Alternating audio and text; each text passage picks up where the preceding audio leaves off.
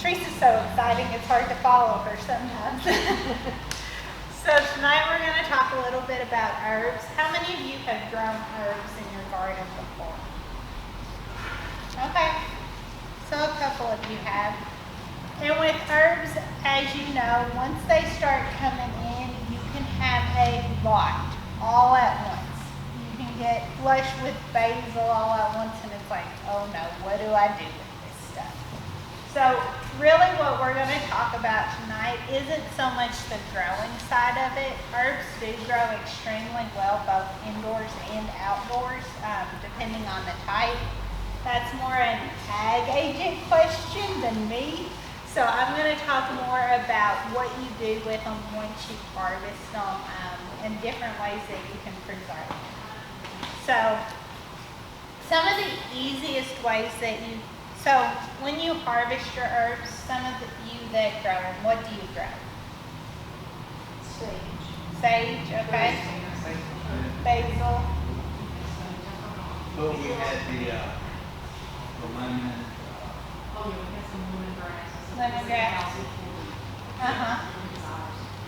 Anybody grow cilantro?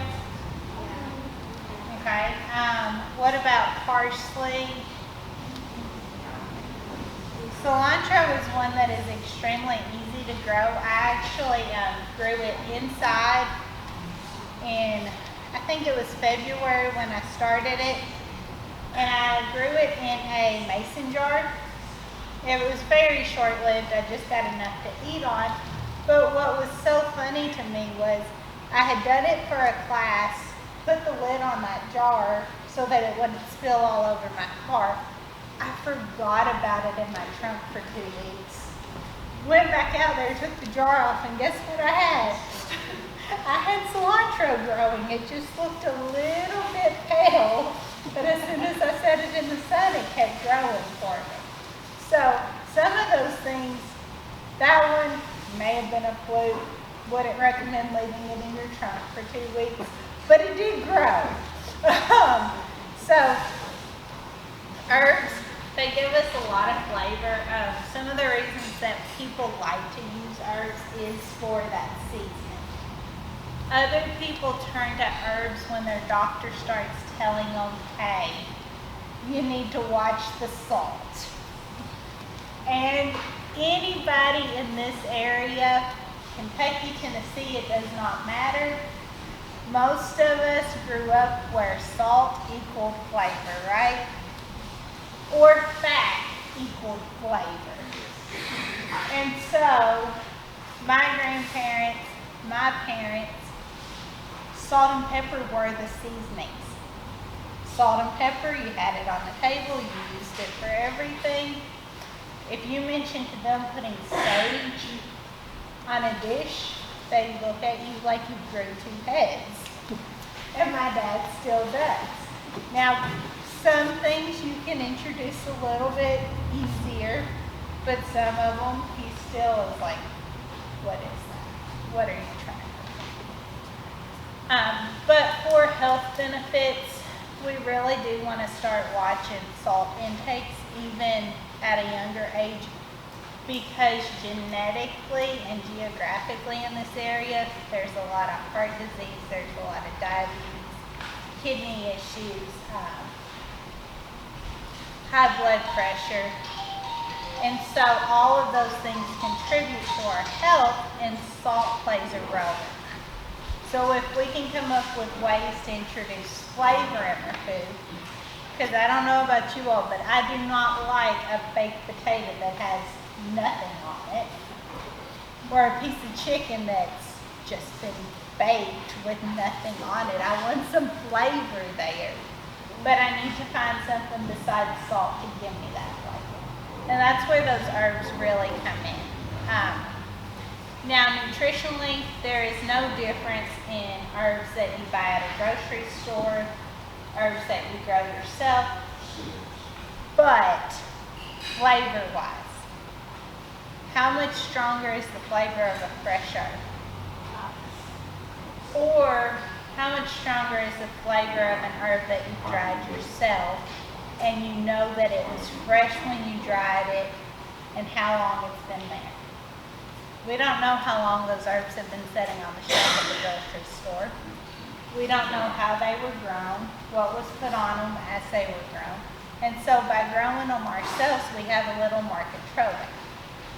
Nutritionally though, if we're just trying to get away from that salt, any herb is better than salt. So I'm just saying, for flavor, a lot of times those fresh herbs, those fresher flavors, you're gonna get them by growing them yourself.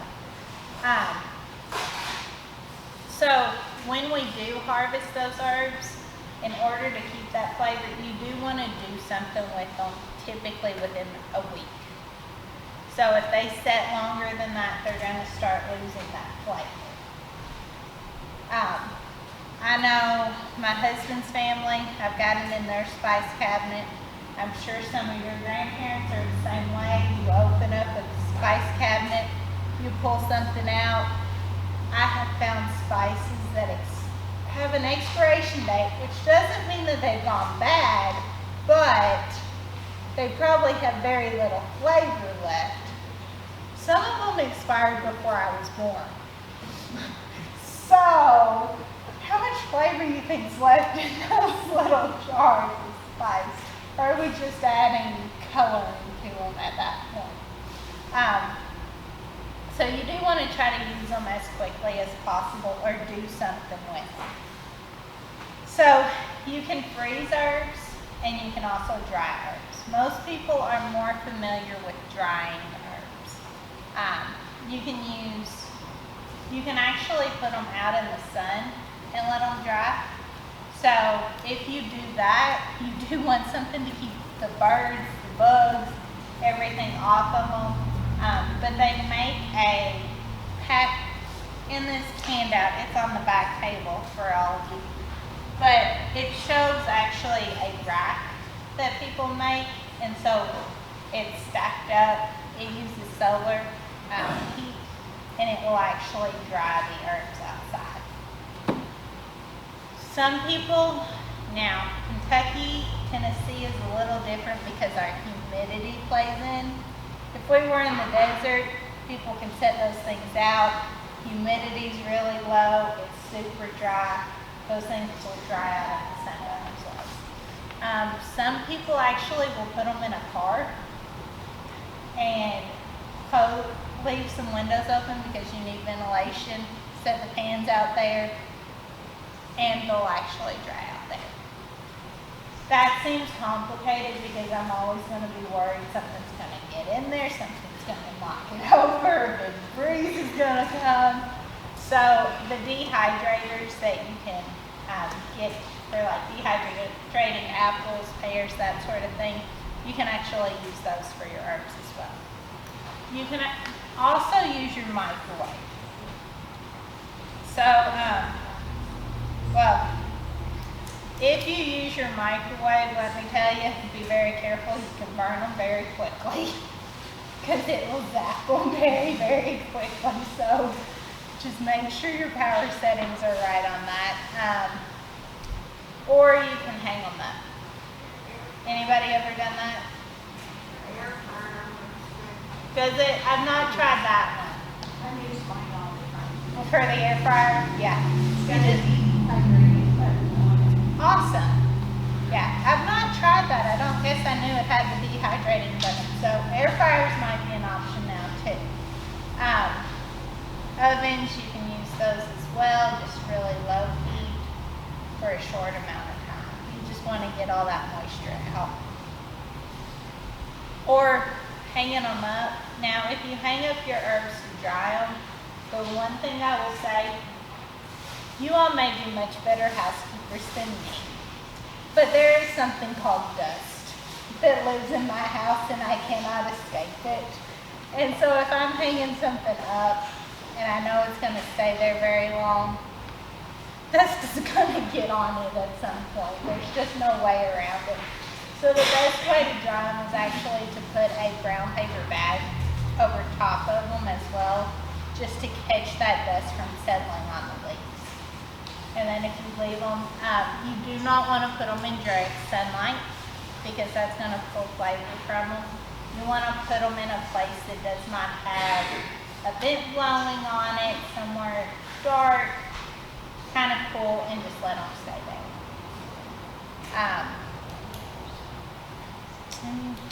And then of course, once they're dry and brittle, then we remove the leaves or the stems, flowers from them, and put them in our jars. Airtight jars though, because again, those flavors, the more air that they're exposed to, the more those flavors escape, but it can also introduce moisture. And so moisture is actually is the biggest enemy of our dried herbs. Another way that you can preserve them is to freeze them. Has anybody ever frozen herbs before? Teresa has. Teresa, how do you freeze your herbs? I put olive oil in my ice trays and I have my herbs in that. And then I can just pop out, maybe out of bag and then just pop out Yes. things like that. Yeah, and that's one of the great ways. If you know what mixture of herbs you're going to use, so maybe you're doing something with basil and you know you're going to use olive oil with it, go ahead and freeze it in the ice cubes with the olive oil. And then when you pull it out, you can throw that ice cube directly on the skillet and let it warm up that way, and it's cooking those herbs at the same time. If you know you're going to use a specific mixture of herbs, go ahead and mix those together and put them in your ice tray. So if you're going from fresh though, you do want to wash and dry those herbs before you put them in the ice cube. Nobody wants a surprise bug in their soup later on. Again, you all may not struggle with bugs, but like dust, they just find me. So, and then you will want to spread them out on a microwave safe plate or something. Stick them in the microwave for like a minute, 15 seconds, something like that to get that moisture out. Pull them off, and then you can put them in those ice trays with the oil, or you can actually freeze them by themselves. You don't have to put them in the oil. The oil just makes them. How many of you have ever tried freezing any leafy green? What happens when you thaw a leafy green vegetable? It's mush. The same thing happens with our herbs. They get mushy. That's why the oil works so great, because it's already in something and you don't have to deal with that mushy mess. Or if you don't want to use a microwave, because some people don't really prefer microwaves, you can blanch them in boiling water for about 45 seconds. Pull them out, let them dry, and then you can freeze them out. Does anybody have questions about that part? Any other ways that you all tried preserving herbs? Maybe I've not mentioned. Okay. We talked about using herbs in cooking a little bit and why we do it. A lot of it is health reasons, but flavor is a big part of it too. I mean, rosemary chicken, without the rosemary, what is it? It's just chicken. It's a completely different thing. And the herbs and spices we add to it can change that chicken from being something spicy, like a Creole dish, rosemary chicken, fried chicken. All of those are the same basic thing, but the flavor profile is different because of the spices that we've added. If you do use fresh herbs, so let's say that you get a big bunch of basil from the garden and your recipe calls for dried basil. How much fresh basil do you use in ratio, like in comparison to dry? Does anybody know?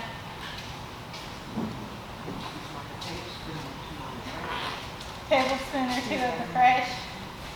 So the ratio is, if it calls for a third cup which I don't know any recipe that calls for a third cup of any spice, but just to make it simple, if it calls for a third cup of dried herbs, you're going to use a full cup of fresh.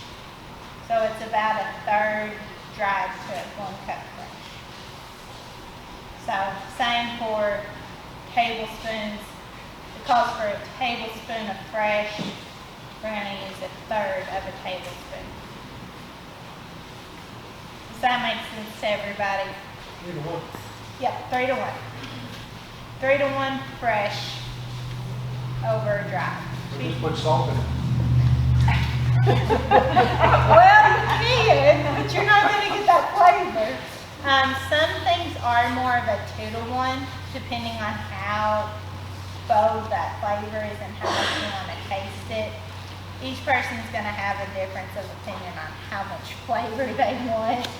I always tend to go with less and then add more, because you can put more in, but you can't take it out.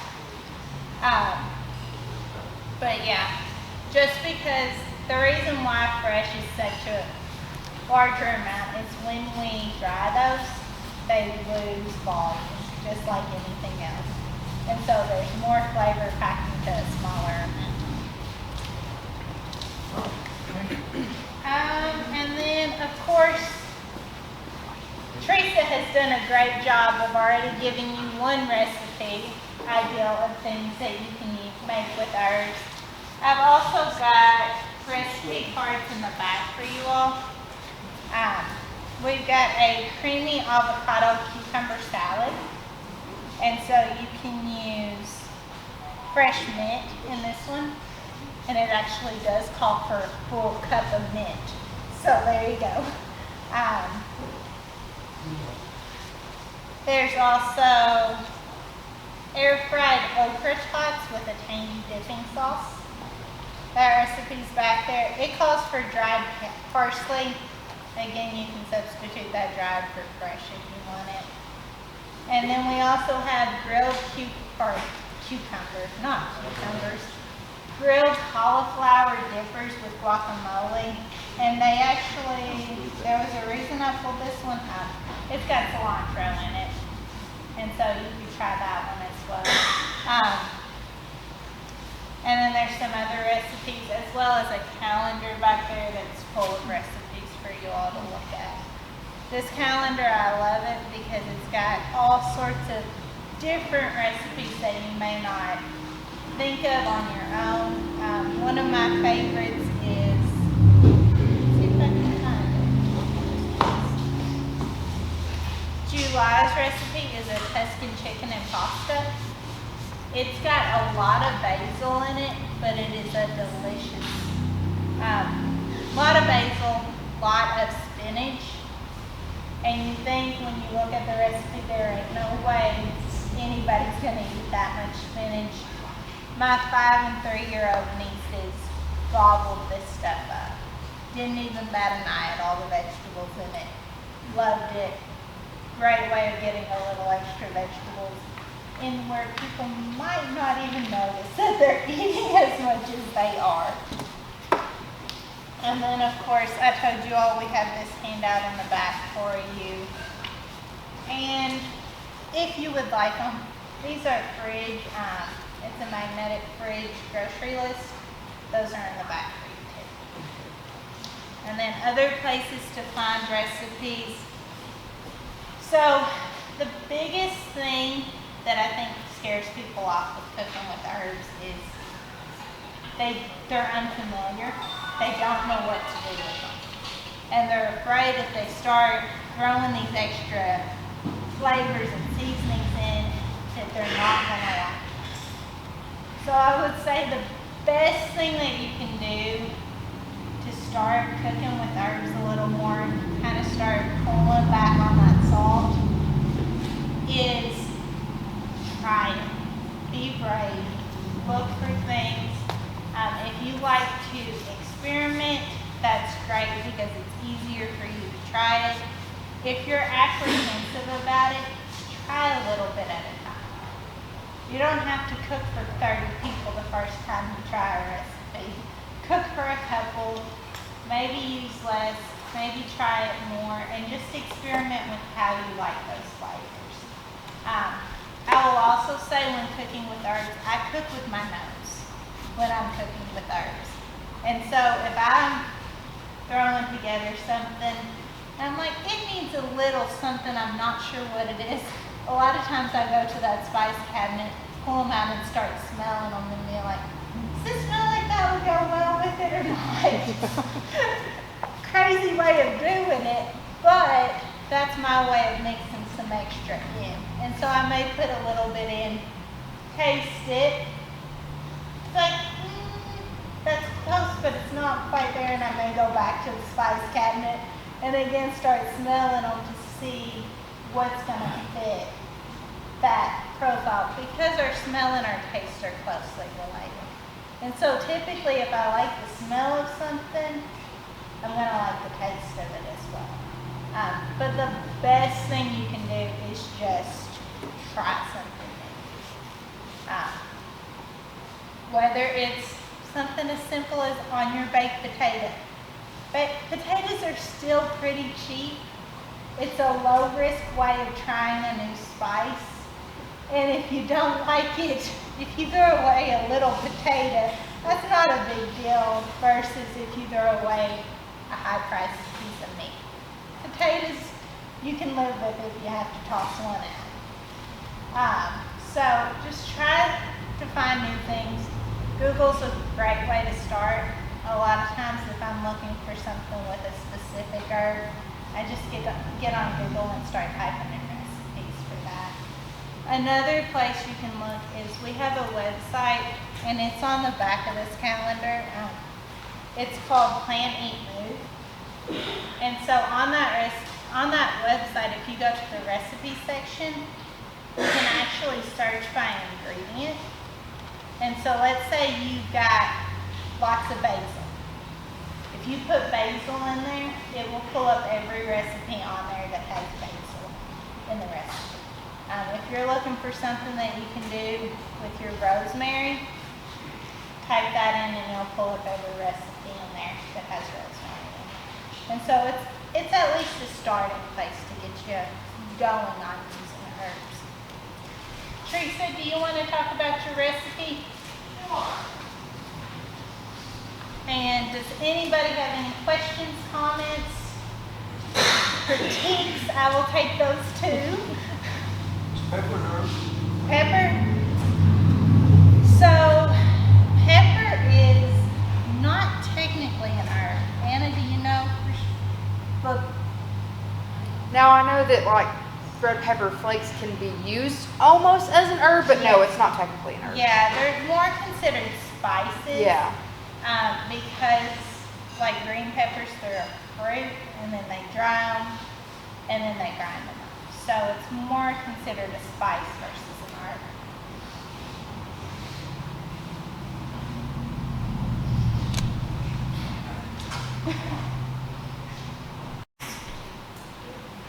Was there any herbs or spices in there you've detected? No? So it shouldn't be too hard to put them in your cooking at home then, should it? The wrap that you had was just simply some cream cheese. I had let it come up to room temperature, softened it, put in some garlic powder, the tiniest amount of crushed dried dill, tiniest amount of crushed dried parsley in there with it. And I did it through my coffee grinder. And a lot of times if you can hide it and get it small enough, then that's the easiest way to introduce something to your family, because you didn't find it, and more than likely they're not going to either. The cucumber and tomato salsa had just the tiniest amount of some garlic, fresh garlic in it, mixed into it. But I didn't put a lot because I wanted you to see that you can add that in gradual amounts and help your family get used to tastes.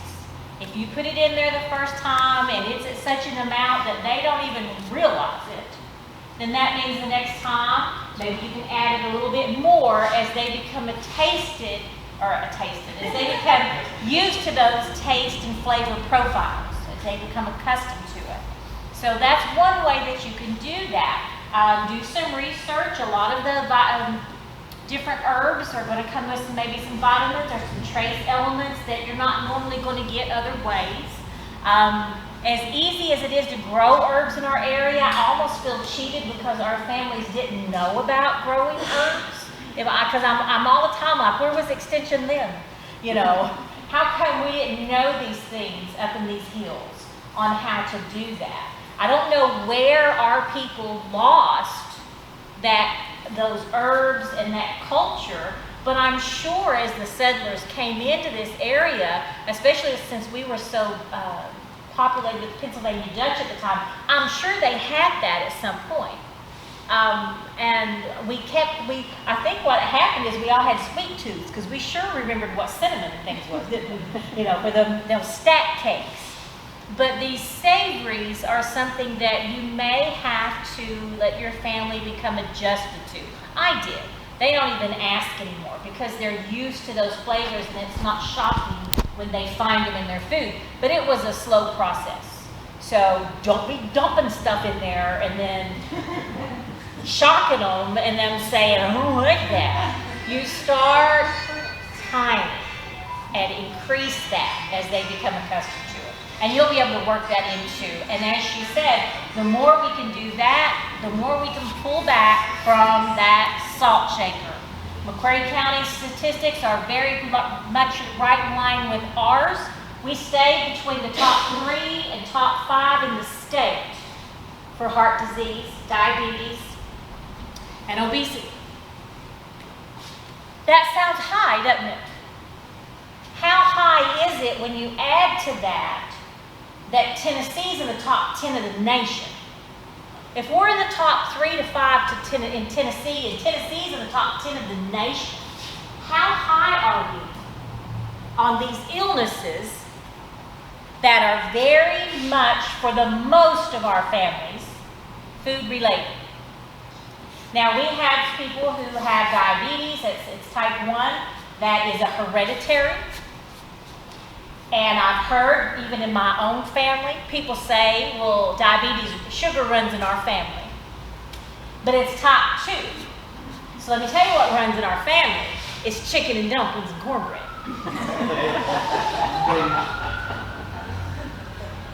Does that mean we have to give up those foods? No, but we desperately need to look at some new food combinations. When I go to my mama's house, and she has chicken and dumplings, along with her chicken and dumplings, she's got macaroni and cheese, mashed potatoes, usually some rice. Biscuits? No, cornbread. We're cornbread. We got that starch as well. Oh. And if we have a vegetable, it's corn. Well, at this point, what's that corn? It's just a carb, isn't it? And sweet peas. There's a reason they call them sweet peas. We have to learn to start looking at our plates and finding new combinations. And if I've had any of your kids in 5th grade over the years and they've heard me talk about eating a rainbow, and no, Tim, I'm not talking about Skittles. I was getting ready to say it, but I knew you was. We want to look at our plate and we want to see the different colors on there. We want to see greens. We want to see oranges. We want to see all those vibrant colors on our plates. If you go and sit down and it's a blonde plate, like what I get at my mommy's, you need to rethink that plate. That plate is a health bomb. We have sugar that runs in our families. And that how else? Who's heard that? Who's not heard that? Is anybody here that's never heard that phrase? I didn't think so. Sugar runs in our families, but what runs in our families is our love of biscuits and gravy. There you go. We have to find some ways to add those other foods in. We have to look at what our traditional family meal looks like and say, let me substitute one thing back out of there. Let me take one of these things back out and add in something healthier. We're the only ones, if you're the one that's buying the groceries and doing the cooking, we have to take a look at that. We have to take a look at the health of our families and of ourselves. and what that comes down to. Because a lot of these illnesses that Scott County, McQuarrie County, Morgan County, Campbell County, we all love, a lot of those combinations are very detrimental to the health of our families. So we want to look at that. We want out of that top bracket. This ain't football, it ain't basketball, it ain't baseball brackets. This is brackets that on a national level, we want out of. And the first start with that is making that first substitution. And if it's as easy as adding some spices and herbs in to get away from a little bit of that salt, then that's what we can start with. That's an easy one. They're easy to grow. They make your heart happy. I went outside today, and my deal is going to seed or to flower. Does anyone here grow deal? Is there anything prettier than that when they get that flower head on them? Man, it's gorgeous. So do yourself a favor, add these in. So the recipes that are in here, this first sheet that you have with all the pretty colors, talks about what's in season. Our Scott County Farmers Market has been tremendous this year with the amount of fresh produce that's in there. Go down and see what they've got. I'm sure one of the Prairie Counties is doing well too. And they probably, like we are, they've probably got some growers that have been growing in hoop houses, and they've got stuff a little bit earlier than you do. So if you're just sitting there looking at yours, waiting on it to get ripe, run on down to the farmers market, support some local growers, and get you a little jump on the start. Also, we've got growers that set up the top of the 4-lane. Fellas, what's that place called? Oneida Farm Equipment or something? Yeah. Two Fields Farms are local growers. They set up there. And then we've got the produce in Helenwood that brings in, and a lot of that is Tennessee grown. A lot of it's not, because you know we ain't had no watermelons right now. But and strawberries, but there's things that we can go get.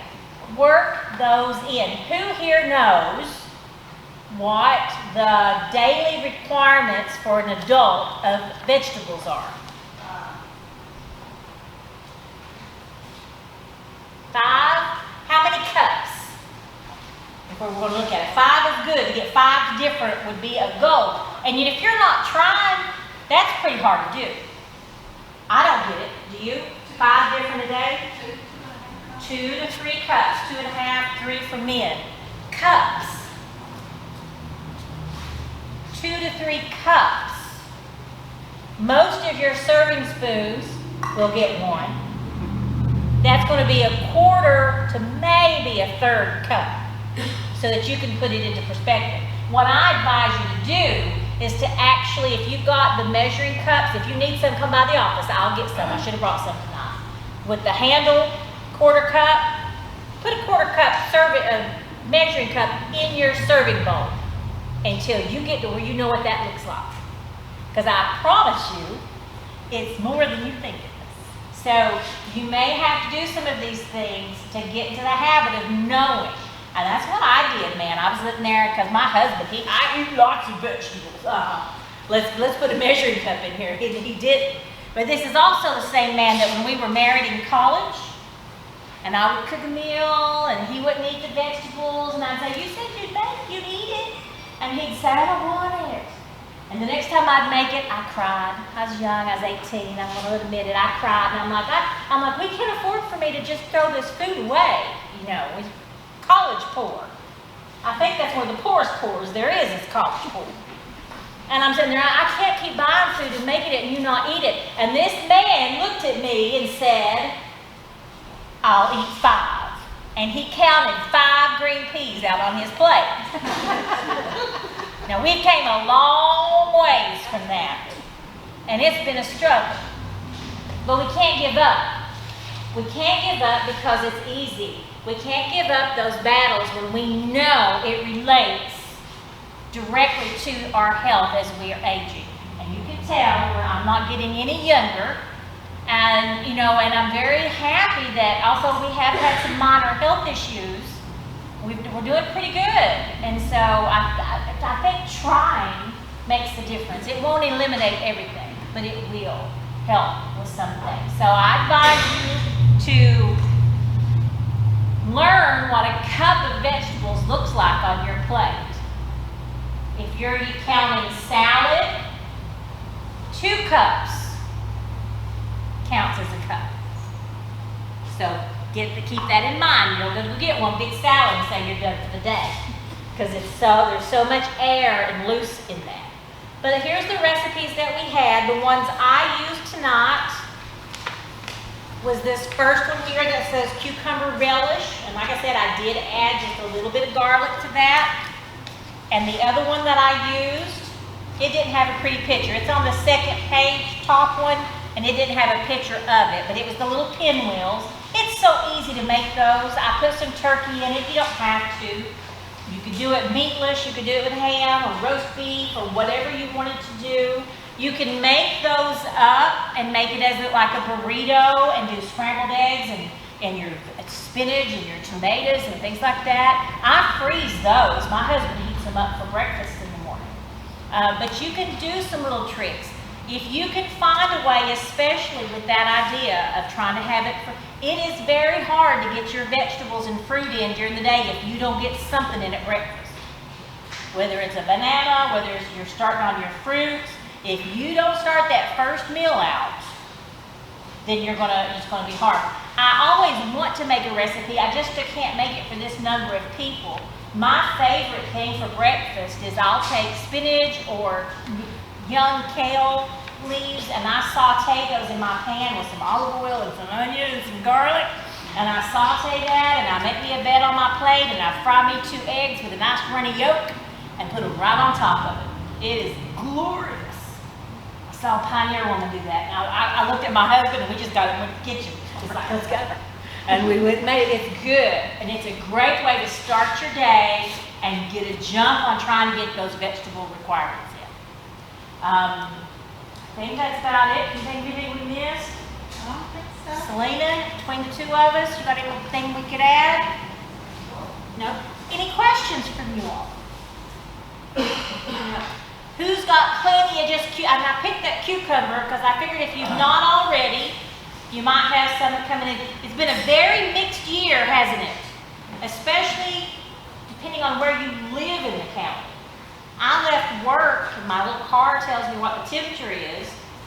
I'm over the hill and down the hill and up the hill. I'm not 4 or 5 miles from the office. And by the time I got home in the middle of the day, not in the evening, the temperature drops almost 5 degrees. So depending on where you're at in these hollers, it's been a very strange year. Who thinks theirs is doing really good? I saw some of them harvest reports. Some of you are doing fabulous. Green beans. Green beans coming in? Oh, yeah. Oh, that's good. Mine are just now even blooming. I got mine planted. I've already canned 25 quarts. 25 quarts canned already. That's amazing. And I still haven't cut it. Still have them coming in.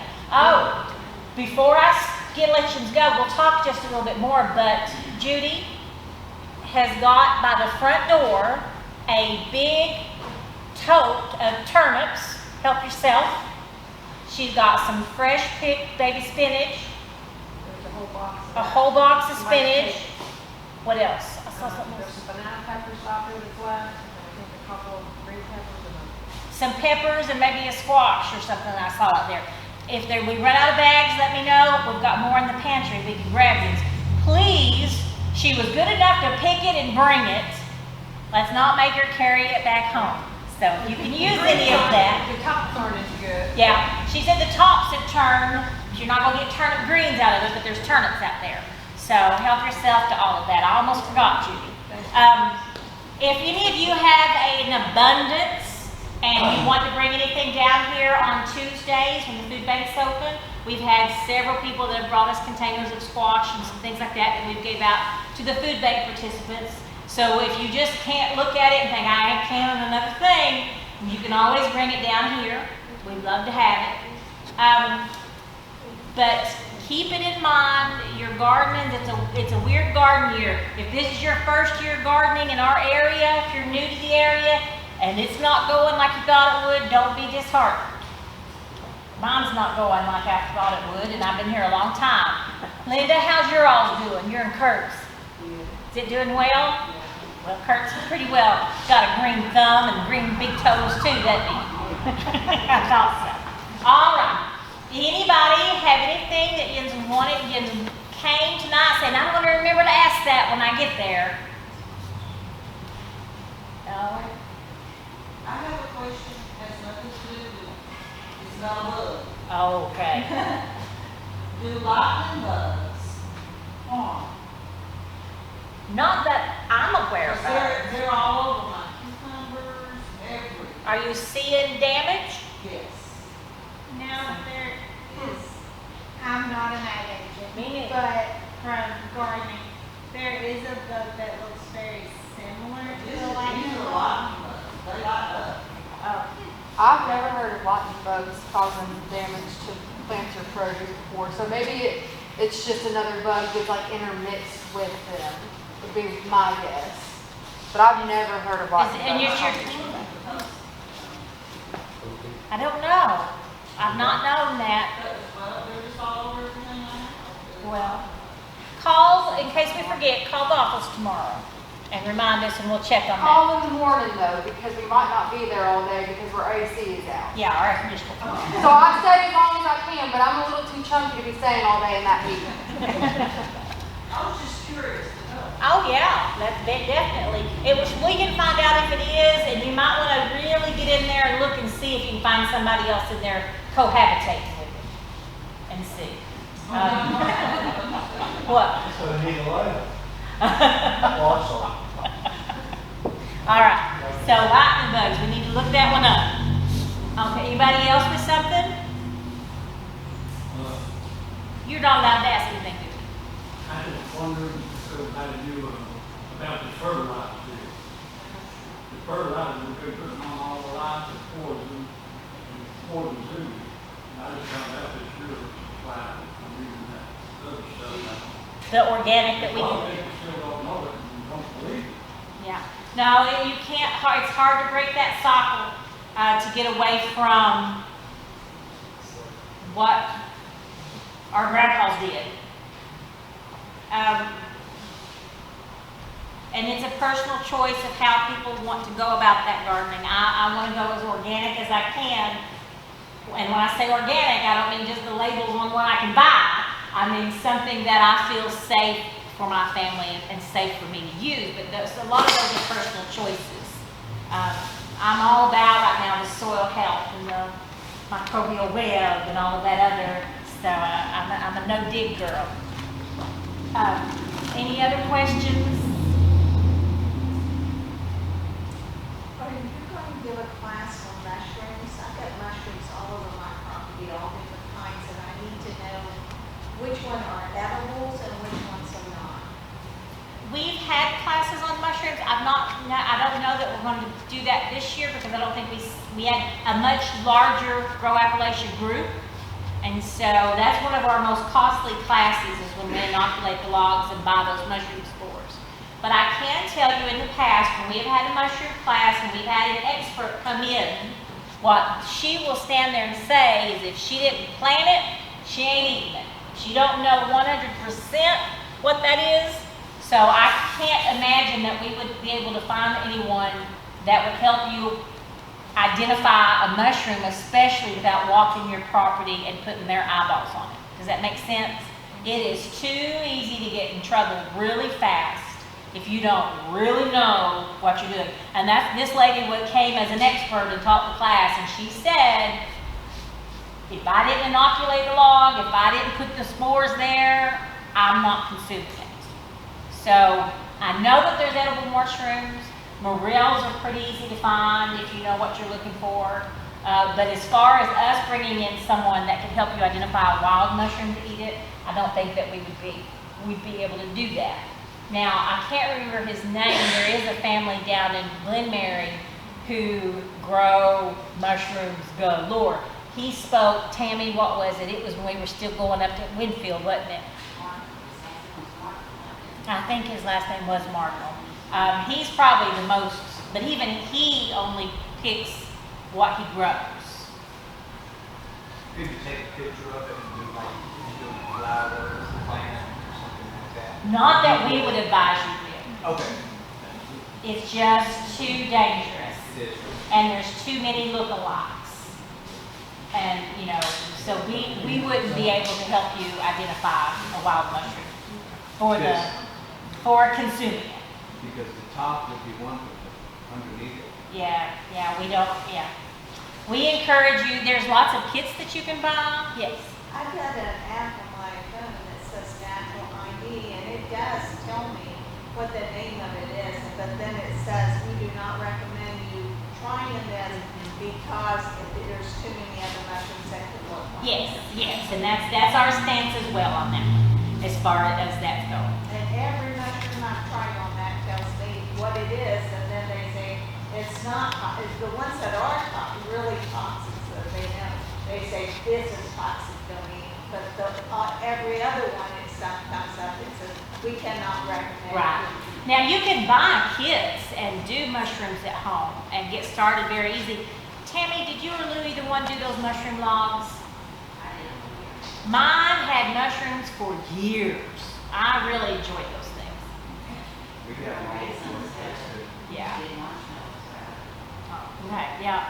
Now mine, the creek flooded and took my logs, and I was heartbroken. And then about a couple weeks later, my husband comes dragging them across the yard, and I'm like, "Where'd you find those?" He said, "On the other side of the culvert." And so we were able to drag them back home, and I was very excited. And they produced again. But yeah, you know, other than buying a kit, I would be afraid to advise you on mushrooms. It's just too tricky. Yeah. That's the way now, he's got a cabin across from us, and he would fix all the chickens on the fire. Yeah. He asked me and Chrissy to come over and meet him, and get chickens and mushrooms, and so we were eating, he said, yeah, if you get mushrooms off the poplar log, they usually won't kill you, you know, after we There's a certain kind you grow on poplar, there's a certain kind that grows on oak. And then we grew wine cap and a bag of sawdust. I mean, we've done a lot of different things, but you really want to know what you're, from the start, that's really, start to finish, you want to know what that is. And they would find more else. Yeah, Down I there can't around the find house, but I never have, you know, I've worked in the log for years and years, and I never have one. If you'll look it up, I can't remember what it is, but from what I've seen, I don't know trees well enough. But if you can find, it was a stand of aspen and with another tree, hemlock or something nearby, they said that's your prime morel looking. But there was two trees that grew within a proximity of each other. So that might mean, since you live in the woods so much, that would be good to look What up. months was that? Huh? What months was that? We done passed morel, haven't we? Yeah. It's just more of a spring thing. Oh, spring. Yeah. I knew it was. Now, they would. I'm thinking that. Black morels, they were small, and they were under hemlock, Yeah. but I never had them. And I don't know them good enough, you know. No, we can't advise you on those mushrooms other than to say buy a kit. That's the extension of answers. We want you to buy a kit or go to a class with a reputable person. All right. Anybody else with anything? And we'll get you finished up and do some door prizes. All right, then let me. We got a cutie pie over here. We'll let.